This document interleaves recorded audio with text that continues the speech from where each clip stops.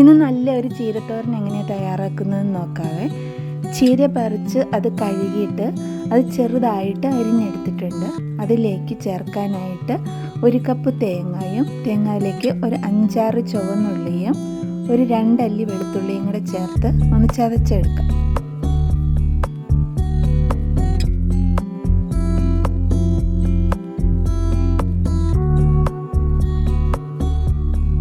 ഒരുപാട് അരിയൊന്നും വേണ്ട, ചെറുതായിട്ടൊന്ന് ചതച്ചെടുത്താൽ മതി. ഇനി നമുക്കൊരു പാനിലേക്ക് 1 ടേബിൾ സ്പൂൺ വെളിച്ചെണ്ണ ഒഴിച്ചു കൊടുക്കാം. അതിലേക്ക് 1 ടീസ്പൂൺ കടുകിട്ട് പൊട്ടിക്കാം. 1 സവോള പൊടിയായിട്ട് അരിഞ്ഞത് എടുത്തിട്ടുണ്ട്, അതതിലേക്കിട്ട് നമുക്കതൊന്ന് വഴറ്റിയെടുക്കാം.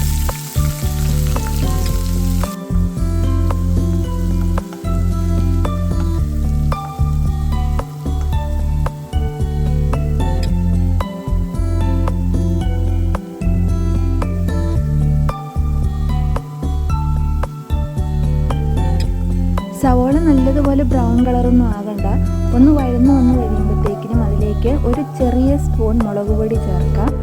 മുളക് പൊടി ചേർത്ത് ഒന്ന് ഇളക്കി കഴിഞ്ഞ് കഴിയുമ്പം അതിലേക്ക് നമ്മൾ തേങ്ങയുടെ അരപ്പിട്ട് കൊടുക്കാം.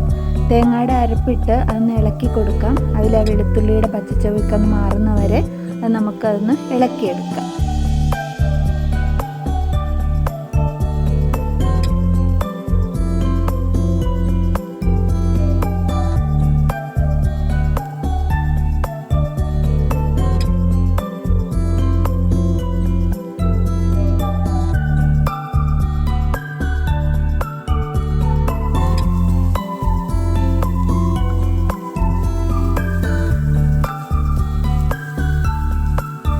കുറച്ച് കറിവേപ്പില കൂടി ഇട്ട് കൊടുക്കാം. കറിവേപ്പിലയൊക്കെ ഇട്ടിട്ട് അതിലേക്ക് അരിഞ്ഞു വെച്ചിരിക്കുന്ന ചീര ഇട്ട് കൊടുക്കാം. ചീര ഇട്ട് കൊടുത്ത് അതിലേക്ക് ഒരു ചെറിയ സ്പൂൺ ഉപ്പിട്ട് അത് നല്ലതുപോലെ ഇളക്കി ഒരു 1 മിനിറ്റ് ഒന്ന് മൂടി വെച്ച് വേവിച്ചെടുക്കാം. ലോ ഫ്ലെയിമിൽ വേവിച്ചെടുക്കാം.